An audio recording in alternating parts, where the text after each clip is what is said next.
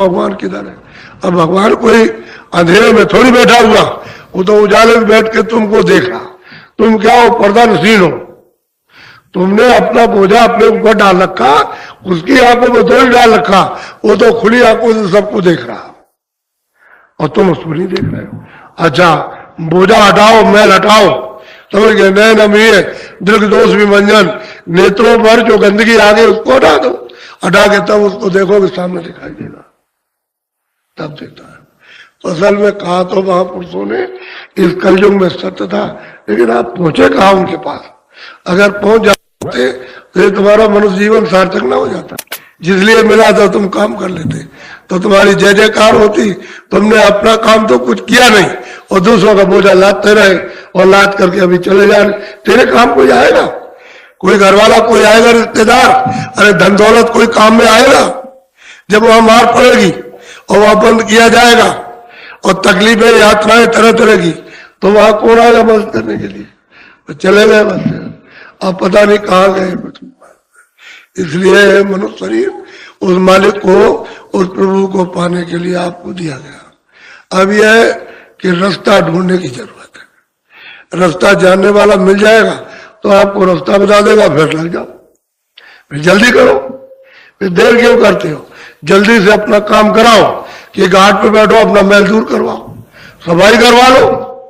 जो भी पाप पुण्य का बोझा लदा उसको जल्दी धुलवा लो और धुला करके तो तुम्हारी आंख खुल जाए, कान खुल जाए। यहीं से बैठ करके देखना शुरू कर दो। एक मोटा सीधा साधा काम है। मैं तो तुमको मतलब यूं समझा सकता हूँ। और महात्माओं के उनके जो वचन है, जो उन्होंने उस समय उन लोगों को समझाया, तो अब तो आप समझ नहीं सकते हो। लेकिन जिन लोगों ने प्राप्त किया वो तो जान गए। उनके पास उठे बैठे, आदेश का पालन, वचन का पालन, उनकी सेवा की, उन पर विश्वास किया, प्रीत प्रतीत की, उनको उन्होंने जुक्ति दी और सहयोग साथ दे दिया, मदद कर दी, ले चले और पहुंचा दिया घर में। तो उन्होंने भी कहा मुझको गुरु ने पहुंचाया, गुरु ने पहुंचाया। ये नहीं कहीं भी कहा कि मुझको राम ने किसमें पहुंचा दिया या देवी देवता ने मुझको पहुंचा दिया या सज्जुग के पहुंचा दिया। कहते हैं अभी मुझको मिले और अभी उन्होंने हमको हमारा यानी दया की, कृपा की, सहयोग दिया, हमारी गंदगी को धोया और अभी पहुंचा दिया। तो 700 वर्ष के अंदर महापुरुषों का आना हुआ, पहले नहीं। पहले संत नहीं आए थे। जीवों को जगाने के लिए संत पहले नहीं आए थे। ये तो 700 वर्षों से आ रहे हैं और अभी उनका खेमा चलता रहेगा। अब इसी दरमियान में तुम जब कहीं जाओ तो उनकी ढूंढो, तलाश करो, मिल जाए और रास्ता बता दे तो दिन में खेती, दुकान, दफ्तर का काम, उनकी बात को सुनो और समझो और कहें कि ये घाट है या बैठ जाओ। तो थोड़ा सा सुबह शाम रात को 10 मिनट 15 मिनट आधा घंटा लेट के बैठ के, खेत में खलिहान में कहीं भी तुम इधर आकर के बैठने लगो, यहाँ बैठक बना लो, बस यहीं से वो पारसमणि तुमको मिल जाएगी। पारसमणि मिली तो बस रास्ता तुम्हारा खुल्लम खुल्ला हो जाएगा और चल पड़ोगे, दिखाई देता जाएगा। और पारसमणि तुम्हारी चिपक गई, चिपट गई तुम्हारे, तो फिर वो छोड़ने वाली नहीं, ना तुम उसको छोड़ोगे, वो तुम्हारी हो जाएगी, तुम उसकी हो जाओगे। जहां जाओगे पारसमणि साथ तुम्हारे पीछे लग जाएगी। ऐसा मनुष्य रूपी इस मंदिर में खजाना आत्माओं के धन का भरा हुआ, और तुम इंद्रियों के दरवाजों पर बैठ करके और इंद्रियों की गुलामी और मन को उसमें फंसा कर उसके अधीन हो गए और जीवात्मा रो रही, क्या होगा, कहाँ जाएंगे, क्या करेंगे, कैसा होगा, बड़ी तकलीफ उठा रहे, मिलता कुछ नहीं। इसलिए मैं आज आपको नामदान दूंगा, क्योंकि बहुत दिनों से बहुत लोग इच्छा कर रहे थे कि अभी गुरु पूर्णिमा में तो आपको दिया ही था, तो सोच रहे थे कि भाई अब चलेंगे होली के अवसर पर, सत्संग भी सुनेंगे, नामदान लेंगे और भजन करेंगे। और यही हमारा आदेश है, यही आदेश आपको कि रास्ता मिल जाए तो भजन करो। काम जितना करते उतना करो, कौन मना करता। आप 4 घंटे का काम जो है वो आप 3 घंटे में कर लो और 8 घंटे का काम आप 6 घंटे में करो, बाकी समय बचा उसमें भजन कर लो। ये तो नहीं कहते कि भाई काम छोड़ दो, आप दुकान छोड़ दो, खेती छोड़ दो, या बाल बच्चों, कुछ नहीं, इन्हीं के बीच में रहो, समझ जाओ कि ये सब मेहमान है, हम भी इनके मेहमान, ये हमारे मेहमान और हम इनके मेहमान हैं, ये हमारे रिश्तेदार, हम इनके रिश्तेदार, और ये मुसाफिर ये हैं और मैं भी मुसाफिर हूं। पता नहीं ये कब चले जाए और पता नहीं मैं कब चला जाऊं। हो सकता है मैं इनसे पीछे पहले चला जाऊं, उसके बाद वो जाए। हम लोग मुसाफिरी में, चाहे जितने रिश्तेदार और बच्चे बना लो, बच्चियां बना लो, चाहे किसी के तुम माँ बाप बन जाओ, लेकिन सब मुसाफिरी में है। बस जिसका जैसा समय पर समय पूरा हुआ, श्वासों की पूंजी खत्म हुई, बस वही वहां जंगल में लेटे हो तो वही खत्म। पता लगेगा वो तो जंगल में लेटा है, दौड़ के जाएंगे लोग, कह रहे हो तो चला गया, वही फिर नहीं मिलेंगे, फिर मिलने लगा काम नहीं है। इसलिए आप मनुष्य रूपी स्तन में जब तक श्वास रहे तब तक ये जीवात्मा का अपना काम कर लो, घर में पहुंचाने का अच्छा रहेगा। नहीं बड़ी दुर्दशा जीव की होगी जब मनुष्य शरीर पाकर लोग इस शरीर की, इस जीवात्मा की रक्षा या इसको आराम, इसके दुख को दूर नहीं कर सकते हैं, तो बताओ जब 84 में जाओगे, चारों खानों में, नरकों में, तो वहां कौन जाकर के तुमको बचाएगा? तुम्हारी पीड़ा कौन सुनेगा? तुम्हारी भूख प्यास को कौन सुनेगा? ये पहले सोचो। अरे भाई आदमी होकर के डंडे लगाते रहते हो, वो तो जानवर है, उनको क्या पता बुखार चढ़ा, 4 डंडे पीछे से ऊपर लगाए तो कह नहीं सकता कि मुझको बुखार चढ़ा, क्यों मार रहे हो, हमको और दर्द हो रहा, चाहे जितना मारो तो कुछ नहीं, कितनी पीड़ा, कितना दर्द। वो महात्माओं ने देखा कि जीवात्माएं किस तरह से मनुष्य शरीर से निकालकर और किन कर्मों के द्वारा 4 खानों में इनमें बंद कर दी जाती है, कैसे नरकों में, तब चिल्लाए, अरे बचो बचो बचो बचो, नहीं तो तुम जाने वाले हो। प्रेम प्यार से रहो, घर में रहो, प्रेम से रहो, एक दूसरे की सेवा करो। जब प्रेम से रहोगे तो एक दूसरे का कहना मानोगे, और जब आपस में प्रेम नहीं रहेगा तो ना तुम उसके कहने में, ना वो तुम्हारे कहने में। प्रेम और प्रेम से चोरी नहीं होती है, प्रेम से धोखा नहीं होता है, प्रेम से झूठ नहीं बोलते हो। यानी प्रेम में इतने गुण हैं, और प्रेम में कोई विकार नहीं आता, और प्रेम में निर्छल, कोई कपट नहीं होता, और प्रेम में क्रोध नहीं आएगा, प्रेम में रहेगा लोभ नहीं होता, क्योंकि तो निष्कपट है प्रेम, समझ गए, वो तो सबकी सेवा कर। ऐसे ही गांव में अड़ोस पड़ोस में सबके प्रेम के साथ रहो, देखो उसका आनंद कितना होता है। वो तुम्हारे काम आएगा, तुम उसके काम आओगे, तो कितना सुख मिलेगा तुमको, बाहरी से सुख मिलेगा तुमको। और तुम न प्रेम से रहोगे नहीं तो मतलब तुम्हारे घर में और अड़ोस पड़ोस में आग लग जाएगी, तो रात को बेचैन, स्वप्न में बेचैन, चलने में बेचैन, देखने में, बोलने में, सुनने में बेचैन। बताओ, तो जीवन तो तुम्हारा आग लग गई, ऐसा बन गया जीवन, तो शांति कब मिलेगी? प्रेम से, एक दूसरे से प्रेम से रहो, एक दूसरे का काम आओ। भाई मुझसे जो मदद हो सकती है मैं आपके करूंगा, और आप कहोगे मुझसे जो हो सकता है मुझसे मदद ले लीजिए, मैं सेवा करूंगा। इससे परस्पर प्रेम रहता है। और यात्रा जो जीवन की मुसाफिर की है वो चोरी चमारी नहीं होती है, आराम से कट जाती है। इसी बीच में जब प्रेम प्यार से रहोगे तो बुरा काम बनेगा नहीं। कोई महात्मा मिल गए अच्छे काम के साथ साथ तो जल्दी रास्ता कट जाएगा, अपने घर पहुंच जाओ, जीवात्मा को छुड़ा लोगे आप उसको दे दो कि ये जैसा भी हो वैसा, मैंने मन भी दिया, तन भी दिया, और जीवात्मा ऐसी तन और मन के साथ जैसा चाहो वैसा करो, उसको दे दो, सफाई कर देगा। अरे कपड़ा है ये, इसमें गंदगी भरी हुई है, उसको दे दो, भटक के साफ कर देगा, वो साफ करेगा, सब सफाई हो जाएगी, तुम निर्मल हो जाओ, फिर सो जाओ। कपड़ा भी तो धोबी को देते हो, तुम क्या वहां जाते हो जमुना जी किनारे कि कैसे साफ करता होगा? तालाब में जाते हो, मलमूत्र के पानी में साफ करता है। तुम देखो जाके, जहाँ तालाब है मलमूत्र का पानी बहता है, उसी में आता, उसी में साफ कर। तुम वहां देखने जाते हो, आपको तो कपड़ा देखना मेरा साफ करके जाओ, उसी में खुश हो जाते हो। ऐसे ही महात्मा तुम्हारा कपड़ा देखेंगे, तुम तन को मन को दे दो, जिससे तमाम गंदगी जमा की है वो धीरे धो डालेंगे, साफ हो जाएगा, निर्मल हो जाओगे। जब निर्मल हो गए, अंतःकरण निर्मल, यानी हृदय निर्मल हो गया, मन बुद्धि चित्त सोजन में पावे, वो भी जन मुझको प्राप्त कर सकता। इसलिए आप सरल रास्ता, सीधा रास्ता, इसमें पढ़ने लिखने की कोई जरूरत नहीं।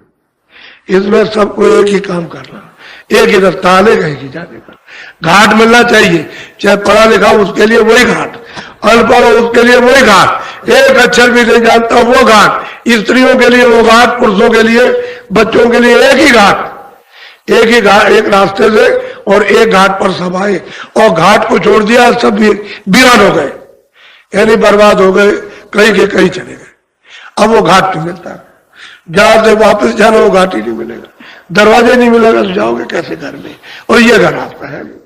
अगर ये घर होता तो महात्मा चिल्ला के कहते भाई मित्रों घर है। अगर स्वर्ग में घर होता तो महात्मा सब कहते नहीं स्वर्ग में घर है, तुम वहां हमेशा रहोगे, कभी आओगे नहीं।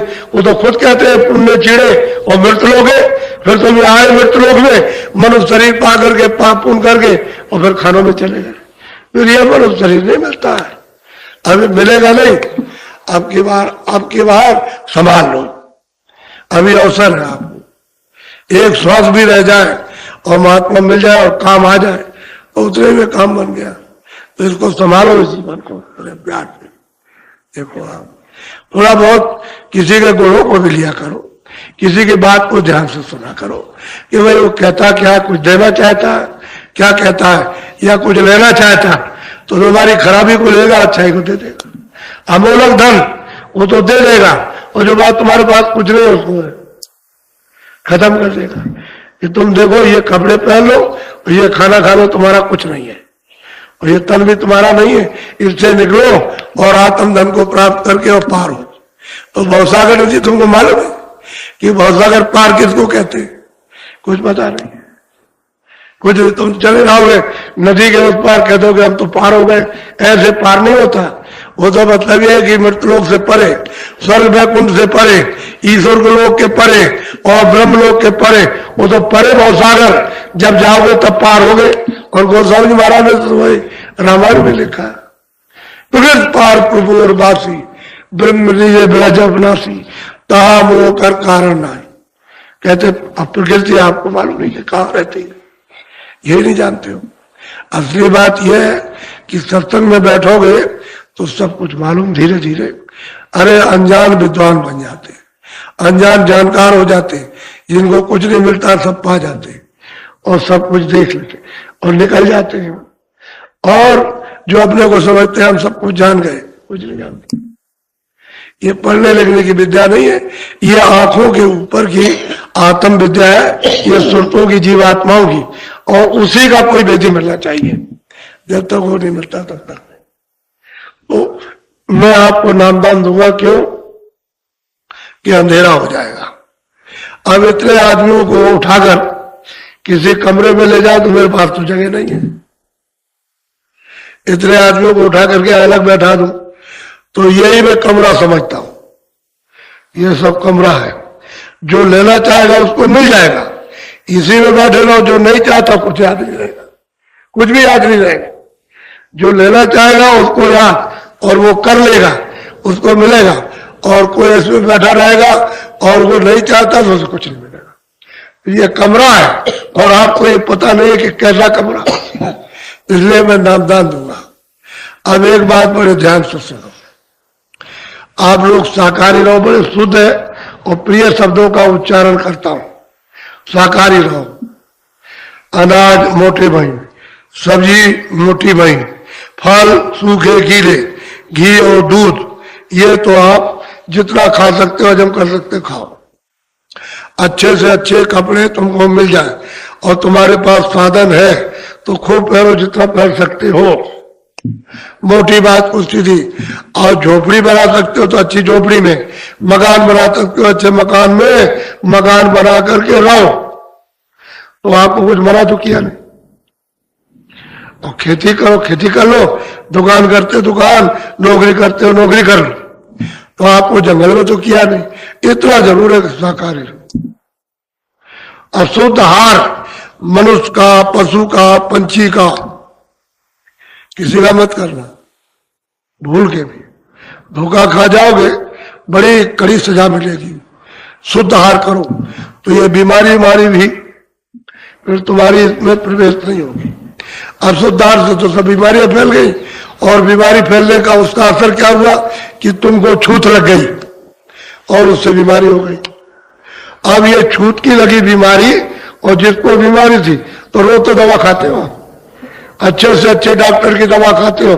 दवा तो वही है जो वहां बनती है, डॉक्टर तो दवा बनाता नहीं है, वो तो मतलब ये उसका चार्ट आता है और उसका सैंपल होता है कि हमारी दवा इस मर्ज में काम आती है ये, और ये मर्ज हो जाए तो उसको ये दे दो। तो डॉक्टर तो जो आपको देगा वो तो बनाता नहीं, वो तो जिसने बनाया उसको जो अलग कारखाना। अब यह है कि आपने दवा तो सब खा ली और डॉक्टर ने वो दवा खिला दी, और आप सबके सब रोते रहते हो, और मर्ज का वो छूत लग गई, अब वो सबको फैल गया। पहले लोग परहेज करते थे इसी से, इसी मर्ज से परहेज करते थे, यानी बुरे और अच्छे काम से, अच्छे काम से तो संपर्क करते थे और बुरे काम से दूर रहते थे, यही परहेज था।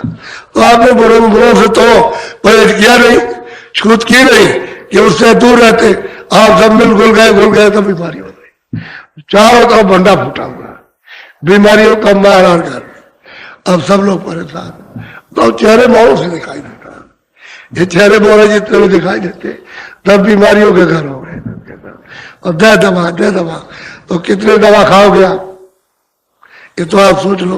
तो कितनी आमदनी करोगे आप, आमदनी भी तो आपकी यदि खत्म होने लगी तो आप कहने लगे कि अब तो पैसा नहीं, दवा हमारे पास आते हैं कहते हैं हमने कहा दवा ले लो, कह लेगा पैसे ही नहीं रह गए, हमने लाख खर्च किए 50,000 जो हमारे पास था हमने सब खर्च किया, अब हमारे पास नहीं, तो भाई मैं क्या करूं, मैं कहीं आसमान से ला करके दे दूं। तुम संयम से रहे नहीं, तुमने परहेज किया नहीं, तुमने छूत को समझा नहीं, तुमने शाकाहारी तुम रहे नहीं, और बीमारियां तुमने घुसा ली।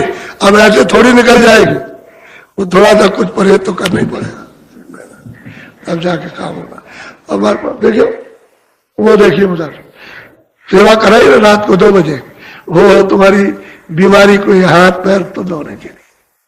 ऐसे थोड़ी बाबा जी को कोई नशा चढ़ा हुआ पागल हो गए कि ऐसे मतलब सेवा कराते हैं, ऐसे नहीं, वो लाभ के लिए, ताकि आपको मतलब ये रोग दोग दूर हो और तुम्हारा इसी दरम्यान में, इसी दुख में तुम्हारा आत्म कल्याण हो जाए।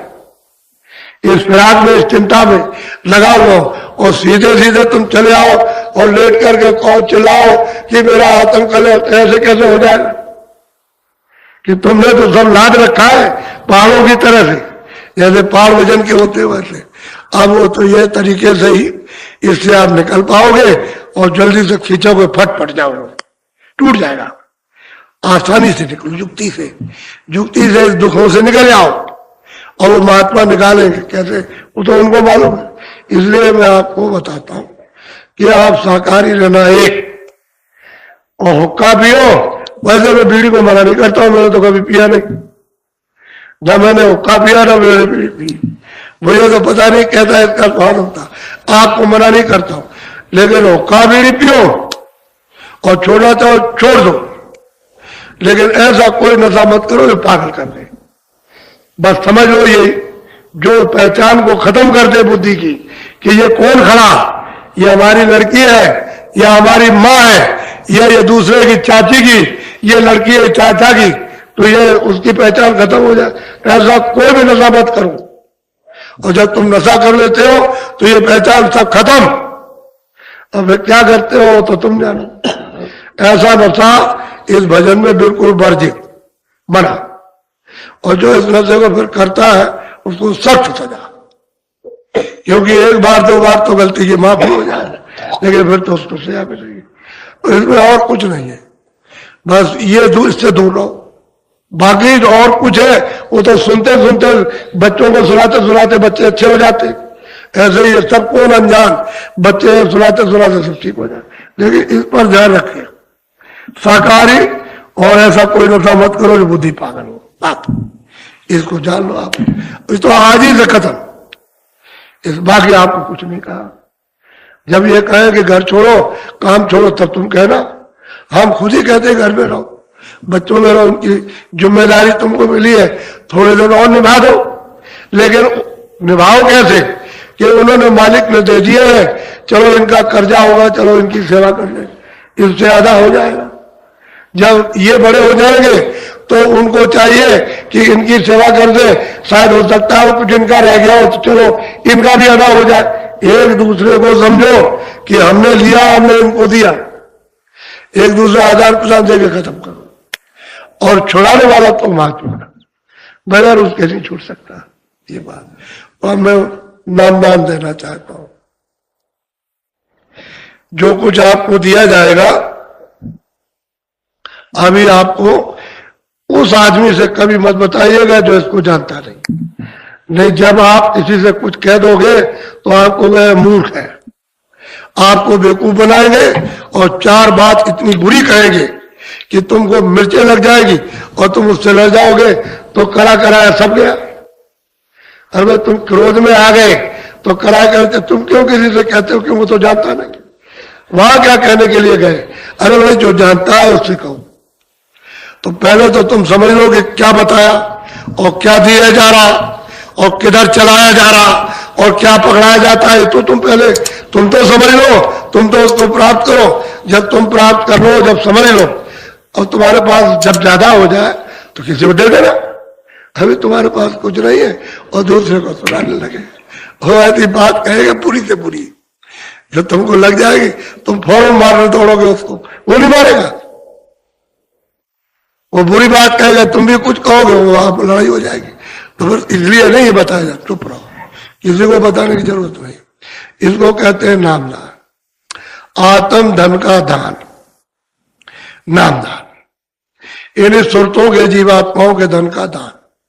और ये जीवन में कभी कभी ये सौदा होता है, नहीं तो ये मिलता नहीं है।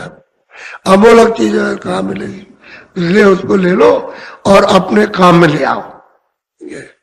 जब ये बताया जाए कि माल रखा हुआ यहाँ, तो उसको जल्दी करो और उसकी खुदाई करो, जल्दी से निकालो, खजाना मिल जाए। इधर खजाना रखा, जब महात्मा कहे कि आप खोदो तो भाव सहित जो खोदे प्राणी पाव भक्त मम सुख सुखा, बेले मन प्रभु बस विश्वासा अधिक राम कर दाता, राम से भी दान कहते भाव सहित, जो बताया जाए भाव के सहित खोदो। तो देखो अभी क्या महीने के अंदर क्या होता है, स्त्री पुरुषों को और दोनों को अधिकार मिला है। स्त्रियों को भजन करने का अधिकार, पुरुषों को भजन करने का अधिकार। जो पुरुष पाए वो स्त्रियों को न बताए और जो स्त्रियां प्राप्त करें पुरुषों को न बताए। जब वो प्राप्त किया वो बताएंगे तो उनका बंद हो जाएगा और फिर उसके बाद मैं इसके बारे में कुछ नहीं करूंगा। मैं तो मना करता हूं, अपनी अपनी जो कुछ कमाई हो अपने पास रखो। अगर वो कितना भी पूछे तुझे क्या मिला, तूने क्या देखा, तूने क्या सुना, कभी मत बताना। और वो पूछे कि भाई तुम भी बताओ जो कुछ करते हो, तुमने क्या देखा, क्या सुना, क्या मिला, तो तुम भी मत बताना। किसी को बताने की चीज नहीं है ये, आप हजम करो, छुपा के रखो। तो मैं सब बता देता हूं ताकि तुम कहीं भूल जाओ कि हमको नहीं बताया था। तो बताना बताना नहीं। अब मैं नामदान दूंगा तो उसको ले लो। आप ऐसे बैठ जाओ, ऐसे बैठो आराम से, सुख के आसन से बैठो ऐसे, इसमें कोई तकलीफ नहीं है। तो जो जो भगवान का नाम बोलूंगा सब लोग एक साथ एक आवाज में बोलना, आगे पीछे नहीं। जो नाम मैं बोलूंगा उसी नाम को सब लोग एक साथ बोलना। जो जो नाम मैं बोलता जाऊंगा उसी नाम को आप लोग बोलते जाना, लेकिन शुद्ध बोलना, अशुद्ध मत बोलना। अगर एक आध मरतबा अशुद्ध निकले तो हमारी आवाज को सुन के शुद्ध कर लेना। जब हम चुप हो जाए तो आप भी सब चुप हो जाना। सीधी सादी बात यह है कि जय गुरुदेव मेरा नाम नहीं है। मेरा नाम तो घर का रखा हुआ माँ बाप ने किससे रखवाया होगा, वो तो वही जानते होंगे, वो तो तुलसीदास है। और जय गुरुदेव नाम तुम्हारे का है, वो किसी आदमी का या पेड़ पालो जानवर का नहीं है।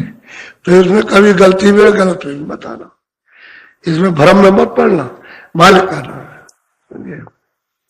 तो जो जो बोलूं सब लोग एक साथ बोलना। बोलो जय गुरुदेव। कान बाहर और दो नाक बाहर। अंदर में देखो, इधर जीवात्मा में एक कान, शरीर में दो कान, कितने हुए? तीन कान में। और देखो ये दो आंखें और ये बीचों बीच में सूरज जीवात्मा में बैठे, उसमें एक आंख। कितनी आंख हुई? तीन आंखें हो गई। इधर देखो मेरी तरफ में, ये यही जो सुराख है, एक नाक का सुराख इधर, एक इधर, कितनी नाक? दो। ये बीचों बीच में सूरत बैठी अंदर, उसमें एक नाक है। एक नाक उस सूरत में जीवात्मा में, और एक दो नाक शरीर में। कितनी हुई? वही इतनी याद रखो, और क्या, इतना ही अब समझते रहो कि हमको अपनी तीसरी चीज पाना है। जो तीसरी आंख है, तीसरा कान और तीसरी नाक, उसको जानने की कोशिश करना। बस सीधा सीधा काम करो। तो इधर देखो आप, ये आंख बंद कर लेना, ये दोनों उंगलियां धीरे से कपड़ा हटाकर, वो कपड़े के ऊपर से नहीं, कपड़ा हटा करके कान के अंदर ठीक से उंगली डालना, ताकि बाहर की आवाज सब बंद हो जाए। कोई आवाज को अंदर जाने मत देना। कोशिश इस बात की करो कि बाहर की आवाज आपकी बंद हो जाए। आंख भी बंद रहे, कान भी बंद। इधर देखो, ये जीवात्मा बैठी, उसमें तीसरा कान अंदर, तो अंदर के कान का रास्ता अंदर से ऊपर की तरफ, और ऊपर से आवाज आ रही, तो दोनों कान बंद करना, दोनों आंख। देखो इधर मेरी तरफ, और ये जीवात्मा बैठी, इसके चारों तरफ मन बुद्धि चित्त, ये इसके चारों तरफ बैठे हुए। तो मन को यहीं पर थोड़ा चित्त को रोक करके कानों के साथ ऊंचा ध्यान देकर के ऊपर की तरफ सुनना गौर से। जितना ऊंचा ध्यान देकर के सुनोगे, बिल्कुल कान लगा करके, तो ऊपर से कोई आवाज आती है सुनाई देगी। जब कोई आवाज छोटी बड़ी हो तो उसको सुनना और लगातार सुनना, सुनते रहना। जब मैं कहूंगा कि अच्छा खोलो, तब खोलना। मोटा काम करो और कुछ मत करो। सब चीज तुम्हारे पास है, बस ये है कि उसका रास्ता भूले हुए। वो रास्ता समझ में नहीं आता, समझ गए तो चल पड़ोगे, पा जाओगे रास्ता। फिर ये है, जब पा जाओगे तो देखने लगोगे, सुनने लगोगे, चल दो गया मोटा काम। तो मैं अभी आपको बैठाऊंगा भजन पर। देखो घर में ऐसे भी बैठ सकते हो, आंख भी बंद की, कान भी। घर में ऐसे भी बैठ सकते हो। ये चौकी है के नीचे बैठ जाओ, या चारपाई नीचे बैठ जाओ, और इधर देखो, ऐसे ऊपर हाथ रख लो, ये हाथ रख लो उस पर, बस कान बंद कर लो, आंख बंद कर लो, ऊपर की तरफ सुनो, ऊपर सुनो। अगर तुम महीने भर अच्छी तरह से मुझको समय दे दो, 10 ही दिन में सुनाई देने लगे। 10 ही दिन में तुमको सुनाई देने लगे, देववाणी या बैठवाणी और बाजे बजने लगे तुम्हारे। तुम जब ये नहीं दोगे समय, तो मतलब समय तो तुमको देना ही पड़ेगा, तुम्हें समय देना होगा। इसको कहते हैं सुनने का नाम भजन। कानों से सुनने का नाम भजन, और आप को अंदर से देखो, दृष्टि को एकाग्र करो, उसको नाम ध्यान। गुरुदेव। जाओ टेंटों में पुराने प्रेमियों, ये लोग आएंगे आपसे लिखाने के लिए, तो आप इनको जो नामदान दिया गया वो लिखा देना, और ये पूछेंगे जरा हमको ध्यान और थोड़ा सा भजन और सुमरन हमको समझा दो, तो इनको समझा देना। जब ये याद कर लो, लिख करके याद कर लेना, 24 घंटे 48 घंटे में कागज फाड़ देना। कागज किसी को मत दिखाना, दिखाओगे तुम्हारा नुकसान हो जाएगा, उसका कोई लाभ नहीं होगा। बोलो जय गुरुदेव। खड़े हो जाओ,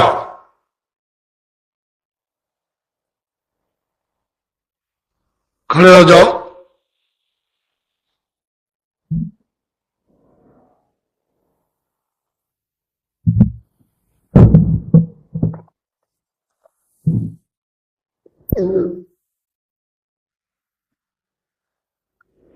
जय गुरुदेव नाम किसका?